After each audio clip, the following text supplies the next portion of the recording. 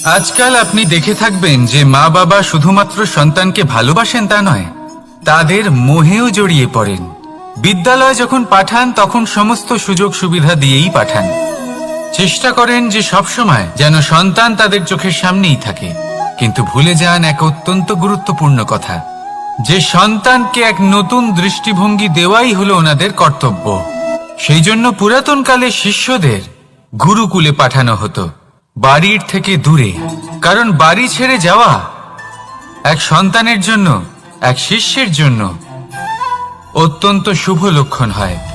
যখন সে বাড়ির থেকে দূরে, গৃহস্থের থেকে দূরে থাকবে, তখন এই সংসারকে সে এক নতুন দৃষ্টিভঙ্গি দিয়ে দেখবে, পরখ করবে, বুঝতে পারবে, আর সবকিছু নিজে থেকেই শিখে যাবে কখন আক্রমণ করতে হয়, কখন পিছু হটতে হয়, কিভাবে এই সংসারের সম্মুখীন হতে হয়।